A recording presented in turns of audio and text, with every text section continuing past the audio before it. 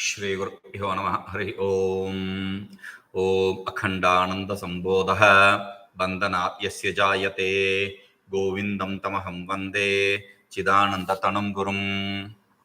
So yesterday we were seeing duḥkhābhāvastu sukham iti yad uktam purvadina anagrata upanishada tad asaram mrishavacha.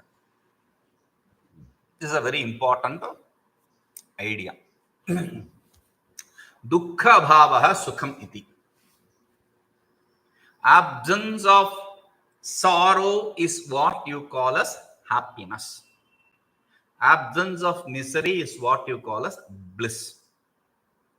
Iti yaduktam bhurvadena. This is what the opponent said. That is not right, because he doesn't know the meaning of Upanishad. He does not even know the smell of Upanishad. Does not even smell the Upanishad. So that's okay. That's fine. He does not. He is an illiterate. So when we understand that, then these two disciples who were here, they were like, He said, what? No, until now we understood that this is the idea of Vedanti. Now we understand it is not the idea of Vedanti. It is opponent's idea. I said, no, you understood wrong. Purvadina, it says, still the seed of confusion we have to understand. If you heard properly, you should have the doubt also. If you heard, they have studied other text, but we don't have to get into any other text, because I am starting this as the first text for any Vedantic disciple, any Vedanta student. So, undertaking this as the first text, if you had heard this properly, then in the beginning, when Sat Chit Ananda, this was explained individually before this discussion. That is where this fellow had this doubt, so we entered into another discussion. So I said Sat Chit Ananda Satyam Jnanam Anantam Brahma. From that statement you have taken this Satchidananda. There is another statement called Satchidananda. Here Satyam Jnanam Anantam. Sat Satyam, Jnanam Chit, Anantam Anandam. This is what is the thing. They are both same, not different. Satyam is Sat, Jnanam is Chit, and Anandam is Anantam. Ananta means unlimited. Ananda means happiness, bliss. How is unlimited and bliss said? Because it is very clearly said, Yo vai bhuma tadvai sukham nalpe sukham asti. That which is all-pervading, absolute. That is the bliss. There can be no bliss with respect to the limited. So therefore, unlimited is absolute bliss. So we saw that. And while explaining that, I said we have to understand these are all not adjectives. When we say happiness, bliss, what we refer to is absence of sorrow. Absence of sorrow, duḥkhābhāvastu sukham iti. That is what he says also. Duḥkhābhāva, absence of sorrow, is bliss. We didn't say that. We said bliss is absence of sorrow. What is this? What is the difference? In English, there may not be any difference, but let us understand this properly. There is sorrow and there is absence of sorrow. There is sorrow and there is absence of sorrow. Okay?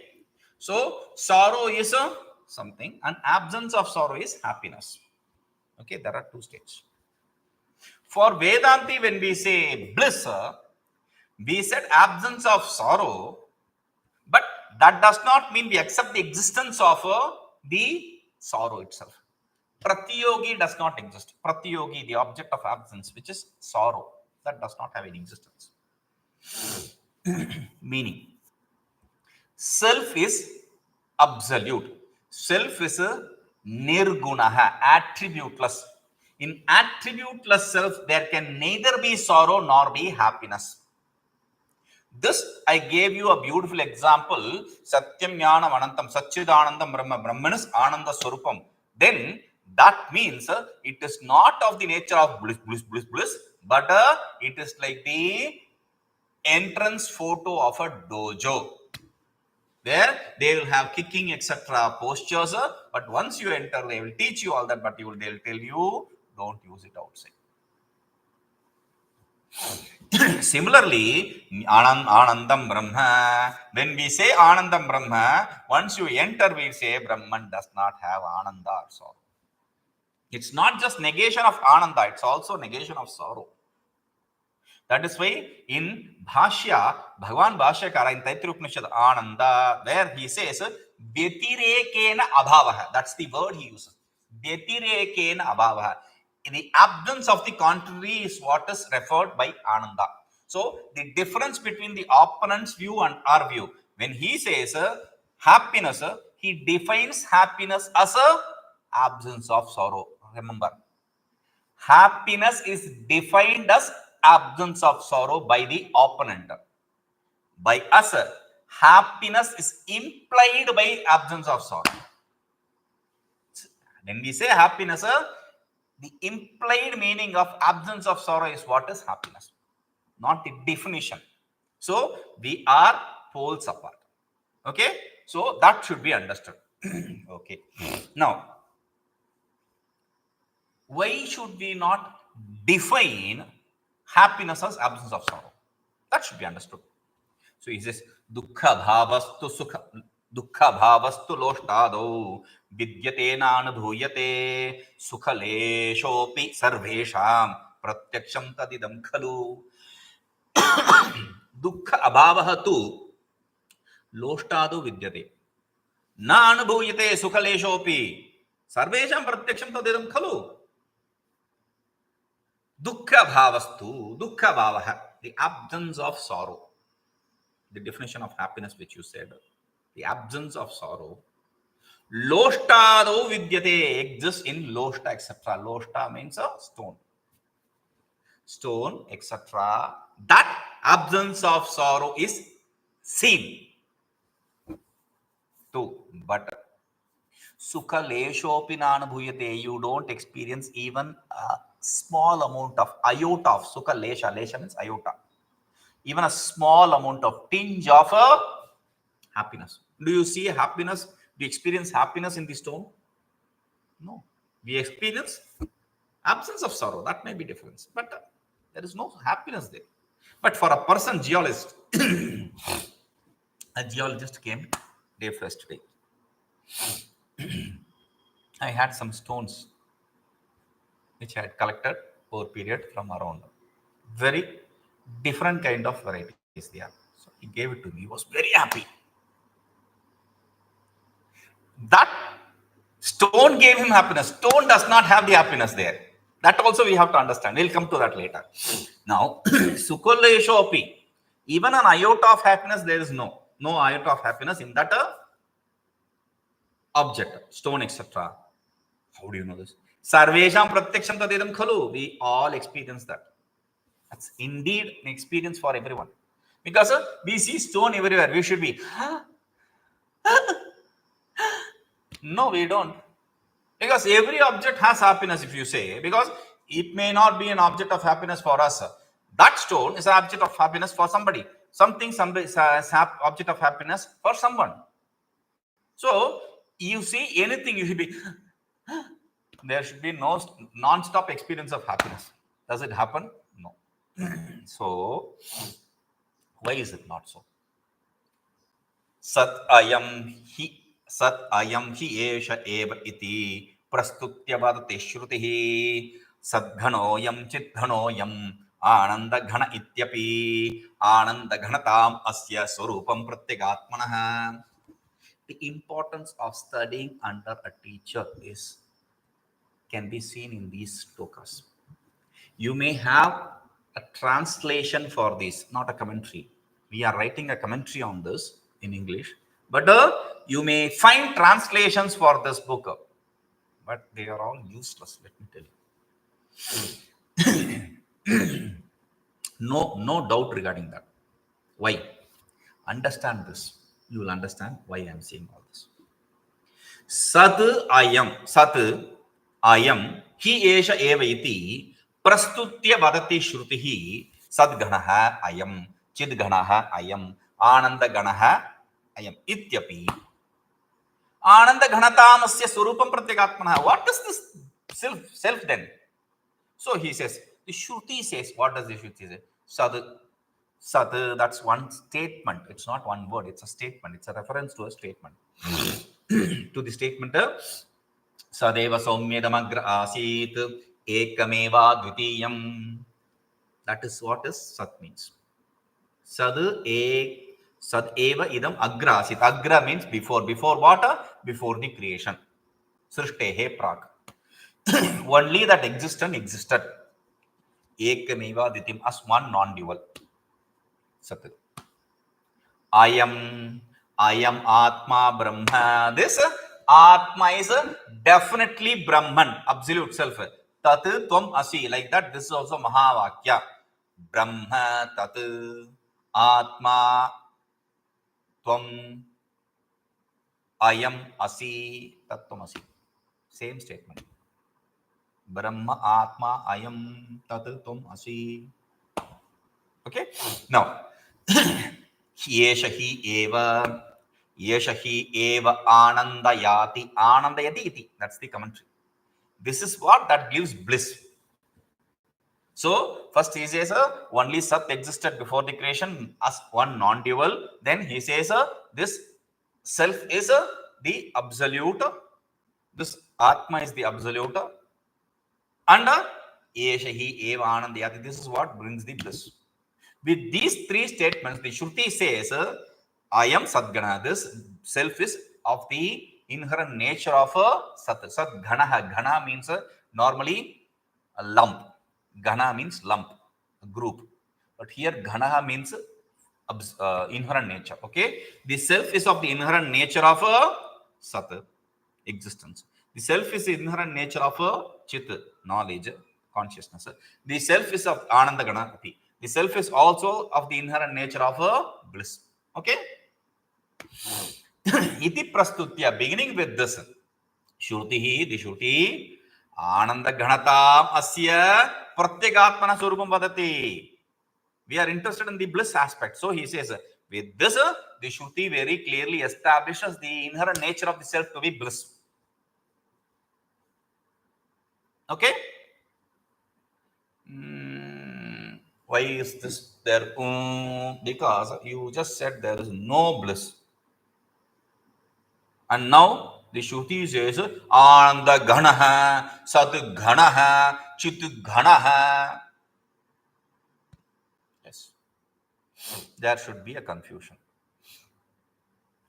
There is an Upanishad called Mandukya Upanishad, which is extolled, praised in such a way. They say, Mandukyam eka eva alam mumukshunam vimuktaye. Mandukya, one Upanishad is good enough for the liberation for anyone who desires liberation. Don't jump into the Mandukya Upanishad now. Because to understand that is what we are doing here. Whatever we understand in Mandukya Upanishad, what is we are seeing here. No choice. I am not giving any choice here. Okay. So what does that mean? In Mandukya Upanishad, he says, na prajna prajnana ganaha chaturthamanyante sa atma sa vidyaha. This na prajnam. The self is not knowledge. The self is not absence of knowledge. The self is not inherent nature of knowledge. Prajnana gana, group or lump of inherent nature of knowledge. But then what is that? Chaturthamanyante sa atma sa vidyaha. They accept the fourth stage. That is what is Atma. That is what should be known. What is the fourth stage? Waking, dream, deep sleep, fourth stage. Gross, subtle, causal, fourth stage. Or here, Sat, Chit, Ananda, fourth stage. You can understand like that also. So, whatever is not limited by Sat, Chit, Ananda ideas, that is the fourth stage. So, na pragyam, na pragyam, na pragyana ghanaha. Shruti very clearly says na pragyana ghana. It is of the not of the nature of pragyana ghana, ānandaghana, cidghana. So that is what we have to remember. Otherwise, you will just get confused because I am saying one and this Shruti says one. There will be confusion. So this is not just the statement which is said in the Vedas, because the logic which we gave is something which is accepted by the Vedic statements. That is why we have to quote Veda. Shruti matas tarko anusandhiyatam, Shruti sammata tarkaha anusandhiyatam. We should have to accept only the logic which is accepted by the Shruti. And therefore, we said we gave a logic and then we gave a backup for that through quotes from Shruti. Now, is it also anubhava pramana? Is there anubhava pramana? Is there an experience for that? Yes. Who experiences? The liberated ones. So he says, dhanyairmahātmabhidhīrairbrahmavidbhiḥ saduttamaiḥ aparokṣatayaivātmā samādhāvanubhūyate kevalānandamātratvenaivamatra saṃśayaḥ. Beautiful shloka which again needs a teacher to understand. Otherwise, there is complete chaos here. Understand? I am here. Dhanyaihi mahatmabhihi dhiraihi brahmavidbhihi saduttamaiḥ aparokṣatayaivātmā samādhāvanubhūyate kevalānandamātratvenaivamatra na saṃśayaḥ. Dhanyaihi mahatmabhihi dhiraihi saduttamaiḥ. This 4 adjectives for brahmavidbhihi. Brahmavidbhihi, by the one who understands the Brahman. Brahma means self. Vid means vidajnani, knows. One who knows the self. By the people, one who know the self. By them, who are they? Dhanyihi, blessed. They are blessed people. Mahatmabhihi, they are great souls. Dhiraihi, intelligent people. Saduttamaiḥ, one who are superior among the sat, existence. How can there be? Where can there be inferiority and superiority in the self if everything is self? Yes, true. But they understand the sat as the substratum. Meaning, we do understand sat, we do exist and accept the existence and know the existence. In pot exists, cloth exists. We know the existence, but we don't understand the self to be the existence and substratum of all these existences. That is why Taittiriya Upanishad says, asanneva sabhavati asat brahmeti veda chet sat asti brahmeti chet veda santam yenam tato vidruti. If he understands the self as absence, then he is an idiot. If he understands the self as existence, then the knowers of self accept him. Oh, this fellow knows. Okay. So, saduttamaiḥ, superior among the people who know the self as their own self, as their own existence. Samādhāvanubhūyate kevalānandamātratvenaivamatra aparokṣatayaivātmā. Natra samśayaḥ. There is no doubt regarding this. No doubt regarding what? In the samadhi, by this knower of Brahman, in the samadhi, this Atma is accepted or is experienced only in the nature of kevalānandamātratvenaivamatra, only as the nature of bliss. Aparokṣatayaivātmā, immediate knowledge of that, immediate experience of that. So, by the knowers of self, this self is experienced immediately as a bliss. Only as bliss, nothing else. Okay, very good. Now, I understood what is the problem. Now, the problem is samādhau. They experience it in the samadhi. Aparokṣatayaivā, as immediate knowledge. That first we will get rid of that aparokṣatayaivā. They will see immediately, they will gain the immediate knowledge. That means the self is of the nature of immediate experience. Therefore, there is no experience pertaining to self. That is, then there will be experiencer experienced relationship, there will be duality, there can be no non-duality. That's what we are condemning, that duality of the sweet and the ant. So that is what we are condemning. So it is of the nature of experience, therefore there is no aparokṣatayaivātmā. Self is experience immediately. So there is no choice there. That is taken care of. Samādhau, in the samadhi. Ah, beautiful word. Samadhi, in the samadhi. So you have to meditate, close your eyes, and then something will happen, nothing will happen. That is a jerk, nothing will happen. You will not gain any such experience. If you gain any such experience, that is not the experience of self. That is probably an ant on your back. I keep repeating again and again and again and again that there can be no experience of self, and don't run behind experiences, because till you run behind the experience, you are giving reality to the world, the existence to the world. You accept the world to be truth. That is why I keep repeating, don't talk bad about others, or don't talk about anything. Bad or good doesn't really matter. That is why the Shruti says, Anyan vachan vimunchatha amartasya esha setuhu. Give up all the useless words. This is the bridge for immortality, to know the absolute self.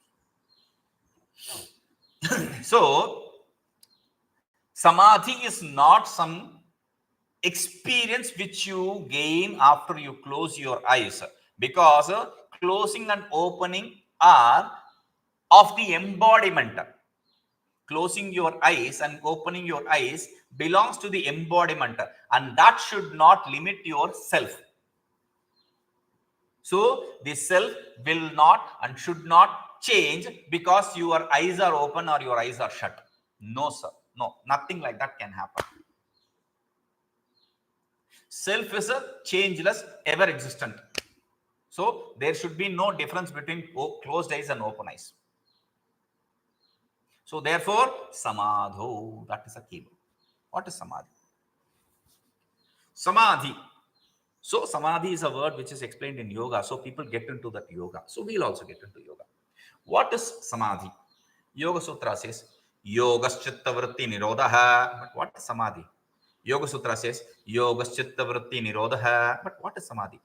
It's not stuck. I am repeating it again and again. Yoga chitta vritti nirodha. That is what is the sutra defining samadhi. Where is the word samadhi? Later he says samadhi, but there is samadhi here. The word yoga itself means samadhi. Yoga, the word, can come from two root words. One is a yujir yoge, union. The other is a yujir samadho, samadhi. So the yujir yoge is not the root word which is accepted by the commentators.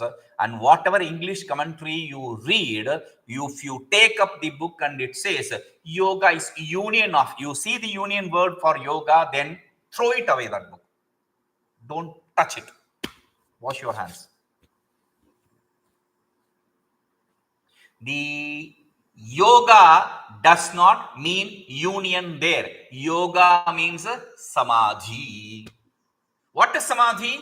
Chitta vritti nirodha. Nirodha, cessation, control. Vritti, thought function. Chitta, mind. Control, cessation of thought function of mind is what is called as yoga. That is yoga school. We have nothing to do with that. Because cessation of thought function means control of sense organs. And we do accept control of sense organs. Indriyanindriyarthebhya tasya prajñā pratisthita. Very clearly Bhagavan says, one who has controlled the sense organs from sense objects. Kurmonganiva sarvaṣāṃ, like a tortoise which retrieves all its body inside the shell. Similarly, you retrieve all the sense organs inside.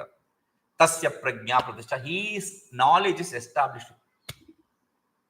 He reads this twice in Bhagavad Gita, in 58 and 68, second chapter.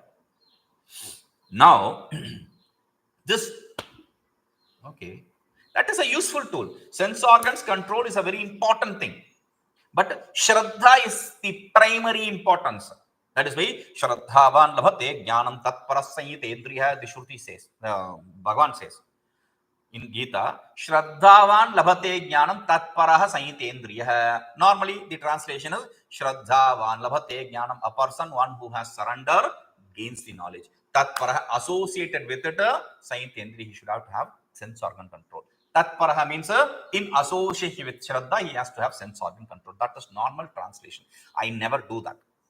I say Shraddhavan labhate jnanam. A person, one who has Shraddha, gains the knowledge. Tatparaha, beyond that, after that, tatparaha, after, beyond, sense organ control, etc. Sense organ control, etc. comes later. First, you have to have Shraddha. That is the prerequisite in Vedanta. Important prerequisite in Vedanta. Okay. Then, what is Samadhi according to Vedanta? Beautiful. Samadhi and yoga, they are not different. Right? We understood that.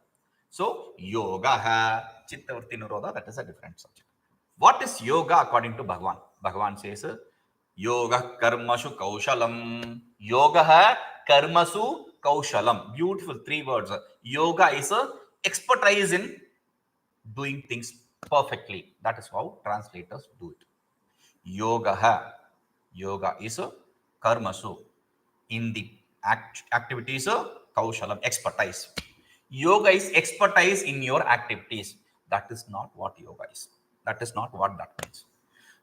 Yoga karmasu kaushalam. Karmasu, among the karmas, among the activities, kaushalam, best is yoga. Yoga is the best among all the activities.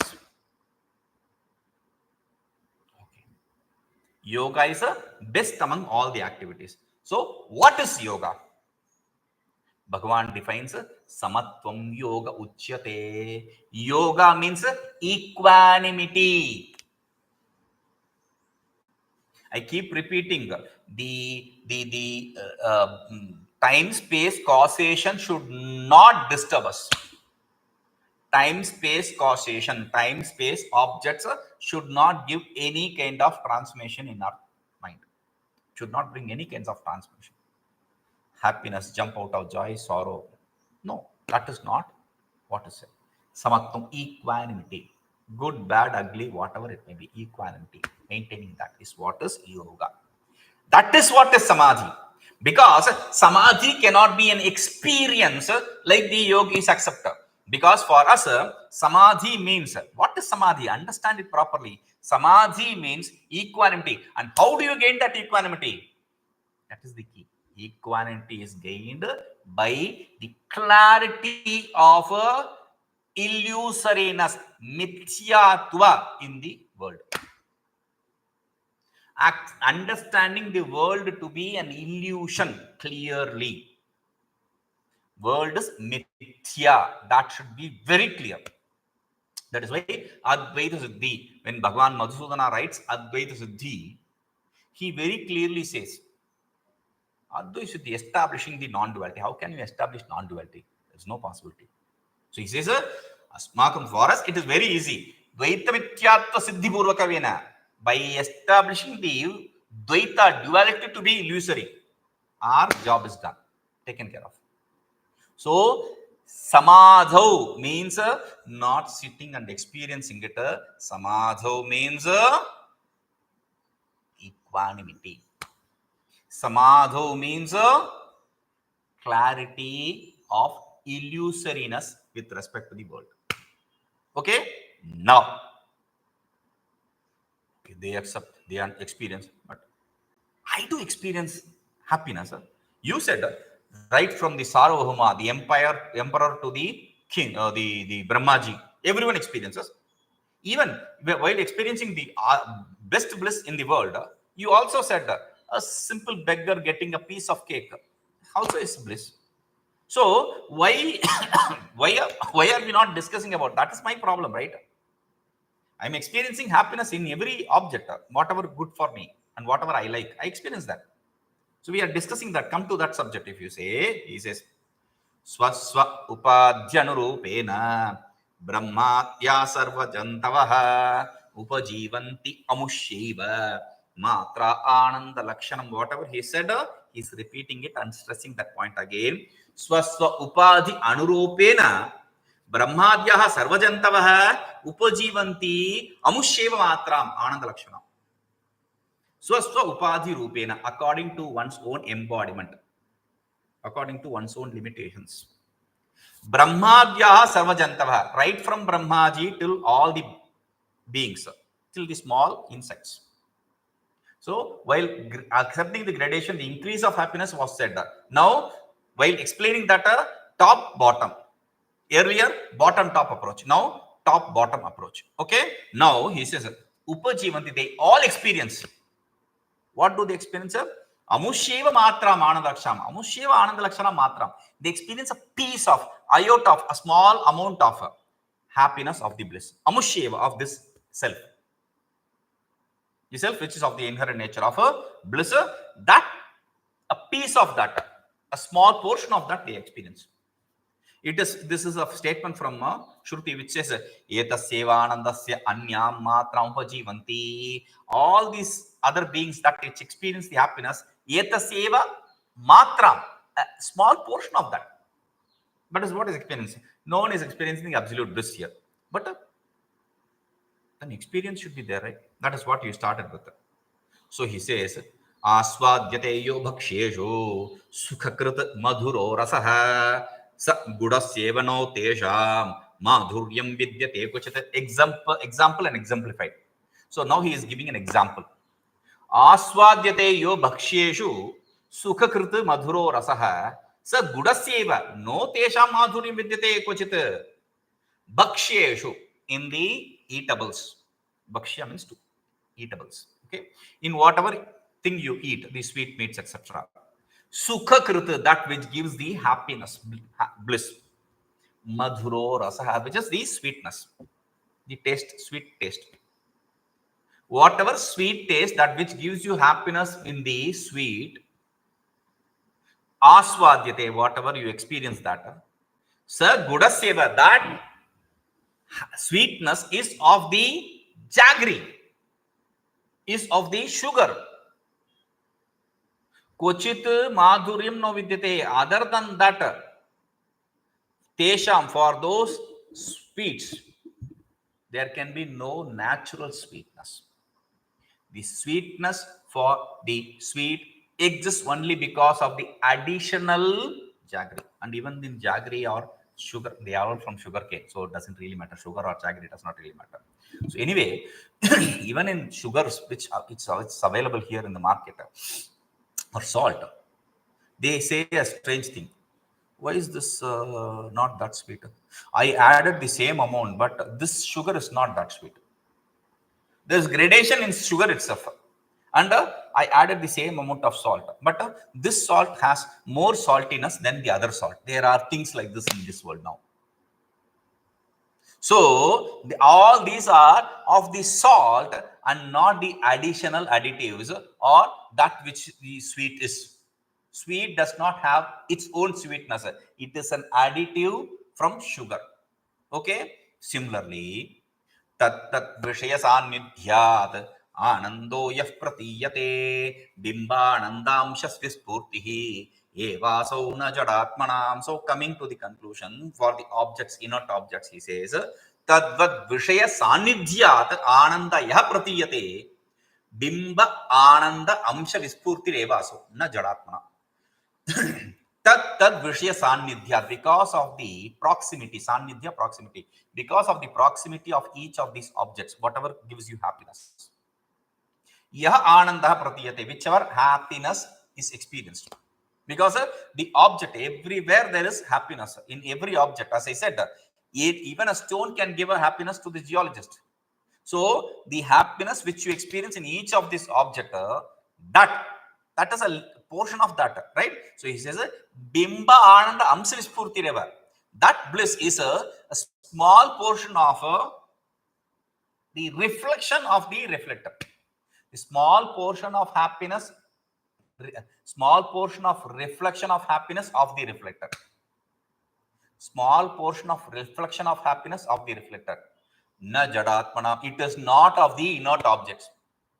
Inert objects does not have in itself any happiness. It is the happiness which you experience is of the reflected, the self. Will come to this. Om Purnamadah Purnamidam Purnat Purnamudachyate Purnasya Purnamadaya Purnamevavashishyate. Om Shanti Shanti Shanti.